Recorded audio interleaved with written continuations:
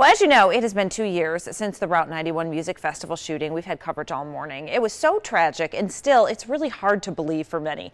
Everyone recovers and processes it in different ways, and UNLV psychology professor Steve Benning is here to talk a little bit more about the healing process 2 years later. Thanks for joining us. Thank you for having me. I feel like it's something, one of the things that might help is talking about it. Is that one of them? I assume that can be healing for some people. Yes, it can be, and especially if you have a sense of social support where the people that you're talking about really care about your well-being and are willing to be there with you rather than simply being apart from you or saying, okay, that's nice, but aren't you over it by now? That sense of feeling rejected is a very strong predictor of both people's psychological symptoms, increased rates of depression and post-traumatic stress afterward. And it also, this far out from the trauma, seems to decrease people's well-being as well. Oh, okay, so obviously partners, friends, things like that. It may be, oh, it's 2 years later, like you said, but you guys need to kind of rally and maybe even get together and say, hey, this is a big deal to so-and-so today. This is going to be a hard day for him. We're going to surround him. And possibly more than just a hard day. It may be a hard week, a hard month. Right. And being with that person and sharing in that pain can be very difficult because we know from empathy studies that when people hurt, we also can hurt when that pain is shared. Right. But pain shared can also be pain relieved.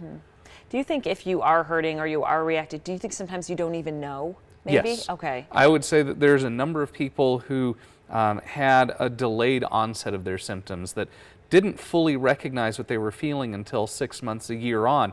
In fact, in the study that we had done about people in the community as well as those who were at the festival, we found that people in the community had a bump in their depression symptoms a year out compared to 6 months out. It was almost as if their healing process had been interrupted even after the acute reminders of all the things going on, for instance, today and this week had passed. They still had that rise in depressive symptoms. Right. And I mean, I'm assuming that so many people affected, I mean, the community as a whole is affected. If you were there and say you were at the festival, maybe you didn't even get hurt, you got out safe. I mean, you are still, though, going to take this on, and this could be a very difficult, like you said, month, week, day for you. Yes, and from our research, it suggests that if you were there, the vast majority of the participants in this study were not shot, but did experience a substantial amount of trauma. About half of them immediately afterward would have met provisional levels for PTSD. Right. And only after a year's worth of time did they show levels of post-traumatic symptoms comparable to the way the community felt right afterward. And for people watching right now, we've got about 30 seconds, but anything that you recommend, anyone watching as we continue to heal, it's a major tragedy. I mean, it's first of all, the videos and the images that we saw right at the beginning, because people didn't know, yes, have stuck with everyone. I mean, what can you recommend that we just need to continue doing in order to kind of better ourselves and heal? So there is a strong push toward making social connections, toward finding friends and family who will be willing to listen to you. And if that's not enough, seeking out some kind of psychological therapy may be helpful.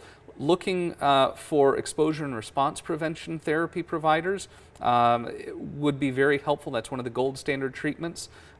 Some people find eye movement desensitization and reprocessing, or EMDR, helpful as well. It does the same kinds of things, but distracts people while they're doing it so it may feel less aversive in the session. Yeah, all right. It's good, really good advice. Thank you so much. Obviously, surrounding yourself around people and making sure that you're not alone is also very important. Yes. Thanks for coming on. Thank you for having me. Stay with us. We're back after this.